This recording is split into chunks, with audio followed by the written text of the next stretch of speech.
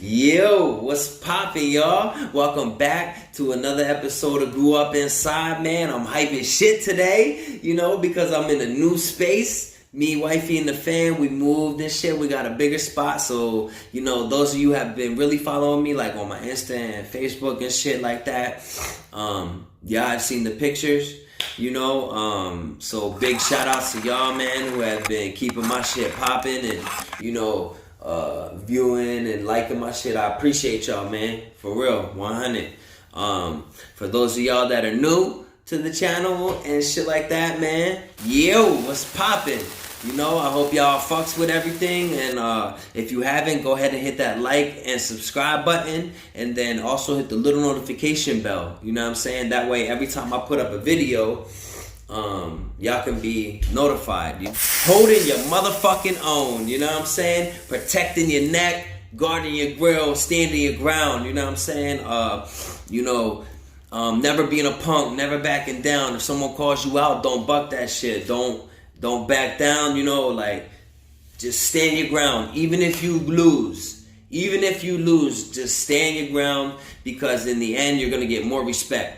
First, going in there, man, anytime, if you are in there, God forbid, knock on wood, if you end up getting locked up and shit, there's going to be someone that's going to test you.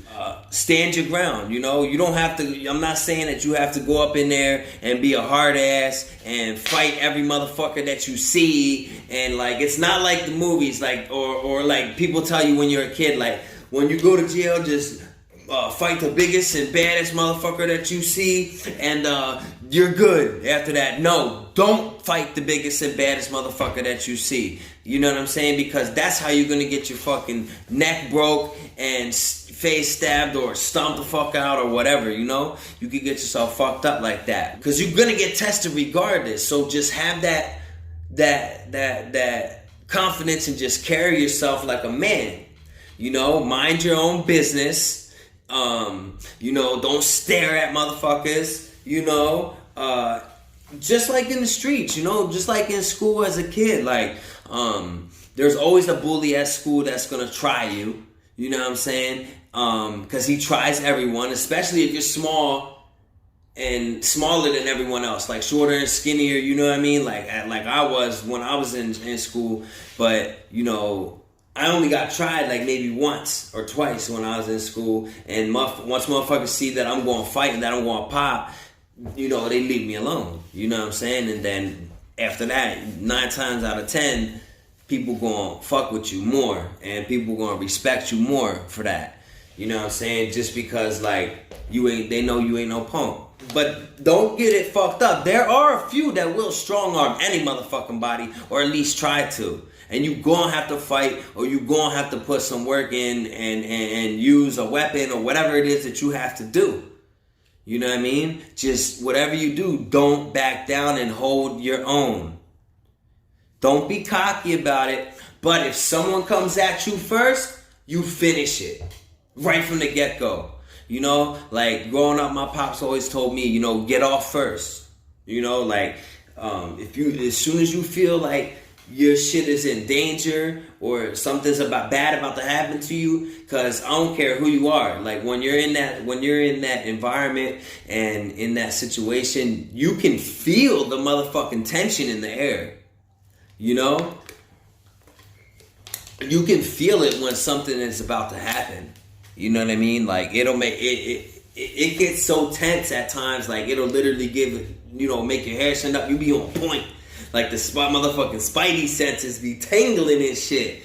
And then as soon as someone's in your range and you feel like something bad's about to happen, just and get off first, because that is how you're gonna keep yourself safe, and that is how you're gonna get the fuck out and come home to your family and to your girl and to your kids and whatever else it is that you trying to come home to. I went to a fucking placement one time. One of the most funniest stories I have, and from my whole time I've ever doing time, I have one story that really sticks out to me the most. To a placement, and I'm fresh, young in here, and I think I was 15 at the time, something like that, and so I'm fresh in this joint, I have my glasses, I'm a white boy, and I was already locked up for a little bit of time, at the time, I say probably, actually, no, that was after I got my FTA. So I was locked up for a good almost a year. So my hair was kind of long, you know. There was one dude, man, that had a loud mouth. And I heard him, I was doing my intake, you know what I'm saying? And when you get to this place, like every time when you get to a new joint, like they'll take you in and you got to do some questions and shit. So I'm sitting in this office and I hear people coming up the steps, you know what I'm saying? And all I hear, I don't really hear too much talking. I hear like a little chatter, but one voice sticks out over top of everyone. And I just hear this motherfucker just running this shit. Blah, blah, blah, blah, blah, da, da, da, da, da, blood, Neff's blood, blah, blah, blah. And I'm just like, oh, man, this dude. And as they walk by, I'm seeing everyone, they're like, everyone's seeing me. And they're like, oh, shit. Because I was, like I said, I was in for about a year at the time. I was 15, you know what I mean? And I was small for my age, you know, when I was younger. So motherfuckers are walking by and all I keep hearing people say is, oh shit. And then Harry Potter, you know what I mean? Oh shit, Harry Potter. And then that was the dude that I'm going to tell the story about, and we're just going to call him Guy for the story, you know? And what's funny is after, you know, we went through what we went through, me and him actually got cool as shit. He'd give me his Seroquels. You know, at night, every night he'd get fucking some 400 or 500 milligram big ass tablet of Seroquel. He'd cheek it and give it to me. I split it up into like 4 pieces and I'd be all fucking whacked out for like half a week and shit. Yeah, so he called me Harry Potter, right? And then like right in that moment, I kind of knew I was gonna have a problem with him. You know what I'm saying? Just because of, like, I just knew. When I looked up, I seen him. You know, he had that look. You know, he would always walk around with his kufi on. You know, he was the only one there that had one. And it would make him feel cool, you know what I mean? And what's crazy is he called himself a Muslim, but, you know, I caught him eating in the bathroom during Ramadan already. You know, this is after we got cool. You know what I mean? I'm like, ooh, I got you. When we were young, you know what I mean? And in there, like, motherfuckers was just saying they was shit just because, you know what I mean? And, you know, so anyway, he ended up testing me one day. You know what I mean? He ended up testing me, all right? So this was before we got cool, all right? So, and I was only there maybe about a week.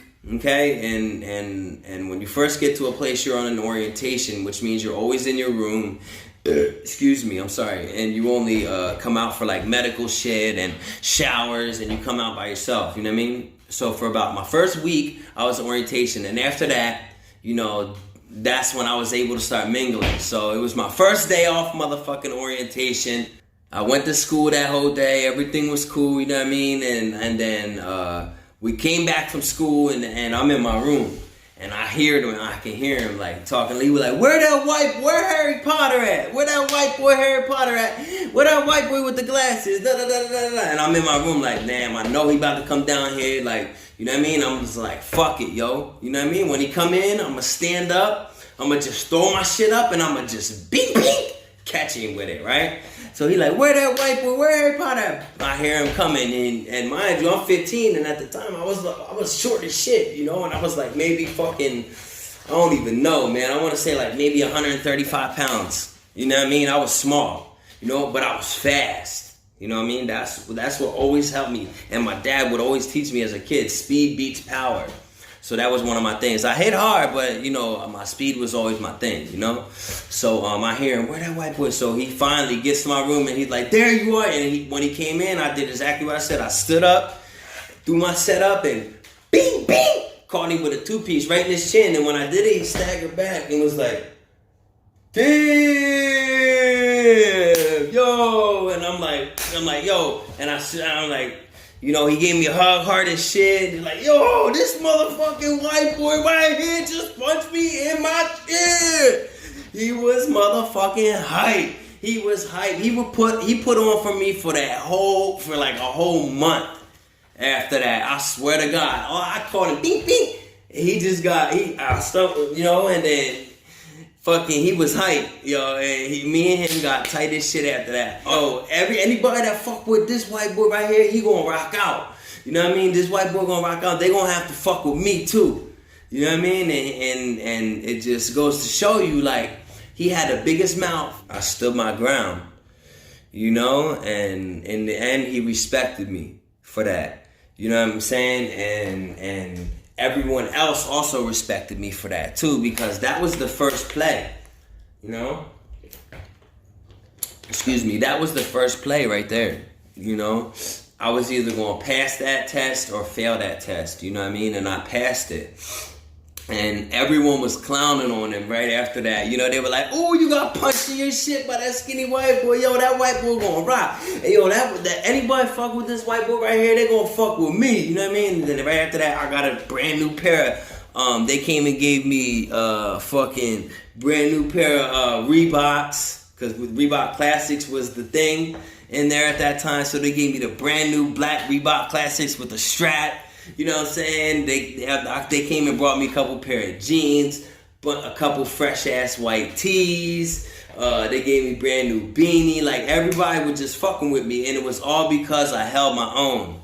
You know what I mean? And I stood my ground. And once they seen that I was gonna fight for myself and shit like that, and I wasn't gonna let nobody punk me, then, you know, it was open arms after that, you know what I mean? And everybody fucked with me. So if you ever go in there, man, just hold your own, you know what I mean? Like, because if you don't, then that's when they're going to keep taking advantage of you. It could start with something small. It'll start with something real small, like, you know, cutting in front of you in the line, or like he's the, "Yo, where that white boy Harry Potter at?" And when he see me, "Oh, there you are, Harry Potter," and he came walking at me like he was gonna like hit me or smack me in the back of the head or give me a wedgie or some dumb shit. You know what I mean? But I nipped it in the bud by standing up and bing bing, not knocking him out, not like trying to knock his head off, but I bing bing caught him with two fast ones and staggered him back just to let him know, like, "Yo, I ain't pussy and I'm rocking. What's up?" You know what I mean? And when I did, I'm like, "Yeah, what's up? Let's go. Come on. Come on." And then that's when he's like, "Yo." You know what I mean? And he gave me my motherfucking props, because where it was due, you know? And on the flip side of that, like, I say maybe 2 weeks after that, a white boy came in from Luzerne County. You know, we just gonna call him H Money Bags. Regardless of him being a punk and a pussy, whatever, and he couldn't fight. He didn't stand up. He was a little bit slow in his head, this dude, you know what I mean? And I grew up with, you know, my dad like that, you know what I mean? And fucking, you know, I always like stood up for people like that in school and shit, you know what I mean? I always been the type to like stick up for people who were slow or whatever. H Money Bags, you know what I mean? I fucked with him, you know what I mean? He's cool, you know what I mean? He's a cool white boy. But anyway, my man Guy, you know, my homie, you know, that me and him ended up getting tight when H Money Bags came in, you know. He did his orientation like everyone else. Long story short, Guy, my homie, ended up testing him, alright? And he cut in front of him in the dinner line, and he was like, "Yo, man, what's up?" And he was like, and then when he turned around, he said something to him, you know, I don't even know, because I was all the way in the end of the line at the time. I always used to like to bring up the end of the line just because, like, you know, there's some extra perks. You know, I'll get into that in another video. I was in the back and I didn't really hear it, but I seen it going on. So he probably said something. I'll fucking smack the shit out you, white boy. Shut up. You know what I mean? And he ended up punking him. All right? Few days after that go by. Nobody think nothing of it. Few days go by after that, and every week we get $10 to get canteen. You know what I mean? And canteen, what that is like they had a candy, like a vending machine in the back and a soda machine. You could buy like snacks and chips and Slim Jims and whatever. You know what I mean? So $10 a week, you get to do that. And on Thursday, Friday, Saturday, and Sunday, you can buy food from the vending and the soda machine that is in the dining room. Dude went and got some shit from the vending machine. You know what I mean? Probably like $5 or $6 worth of shit. He had like a little handful of some shit, like probably like a bag of chips, Slim Jim with the cheese, you know, the beef stick with the cheese stick, probably fucking some candy bars or something like that, you know what I mean? And he went and sat down, he started grubbing on his shit, and my homie guy went and sat next to him, was like, yo, what's up? Yo, you know you gotta pay rent, right? And he like, what? In other words, he basically told him, look, every time you go, you gotta buy me what I want, and if you don't, I'm gonna fuck you up. You know what I mean? And he started to object, and when he started to object, he backhanded him right in his mouth. And when he did that, his shit started leaking. And he snatched all of it out of his hand. Walked away and ate it. You know what I mean? I ended up getting something out of it. I forget, it was like a pack of chips or something. You know what I mean? And I looked at it like this. If the white boy would have stood up for himself the first time or the second time and really showed that he was going to fight or whatever, because after he smacked him, he just held his mouth. And he took all the shit out of his lap and he didn't say and do nothing. You know? And after that, he was always getting taken advantage of. They was taking his shit every week, you know? And he was the type that came from a good kind of good family, you know? And fucking, he always had his money, you know, on his canteen and shit. And they was robbing that kid for however long he was there, all because he let homeboy cut in front of him. And I looked at it like this: yo, if you're not gonna put your neck out there and fight for your own shit, then I'm not gonna fight for you either. And that's how a lot of people look at it, you know what I mean? Regardless of if it sounds fucked up or wrong or whatever, I shouldn't have said so, I shouldn't have ate it. Call it what you want, you know what I mean? But if he was not going to stand up for himself, how am I going to stand up for you? Now, if he would have stood up for himself, I would have told my homie, yo, chill, bruh. You know what I mean? That's cool. Don't fuck with him. You know what I mean? But he left him take it. So, you know, there's two sides to every coin. You know what I mean? And you know, that's just I wanted to come up on here and just give y'all a quick little story, you know what I mean, of holding your own and not holding your own and what can happen, you know, why you should and why you shouldn't, you know. I appreciate everybody who's been fucking with me. You know what I mean? I hope y'all enjoyed the video. I appreciate everyone who's hit like and subscribed so far and all that shit, you know what I mean? Rocking with me. I fucks with y'all 100.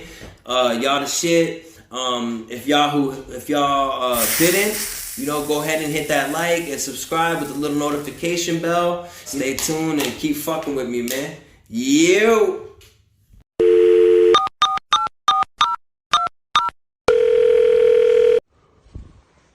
What's poppin', y'all? My name's Brock, aka Shine Boy. Bang GKB, G Shine. And shit, how I met Stacks. We always used to be around the same type people with all that shit. He was known for tattooing, fighting, and all that shit. So how me and him became close, we ended up being booked together. And shit, became mad cool, became like bros. And shit, and one day, my old celly did some fuck shit. I happened to be on top tier and he was moved down to bottom tier. So I let Stacks know. You know what I'm saying? When it was blackout time, Stacks came to my cell like, yo, what you want me to do? I said, do you. Stacks beat the shit out that nigga. And shit, when they came out the cell, Stacks had the nigga blood all over him. And shit. But other than that nigga always been loyal ever since like me and him came close. That's one of the niggas I could really say, really call my brother, and I actually mean that shit. You know what I'm saying? To the day I die.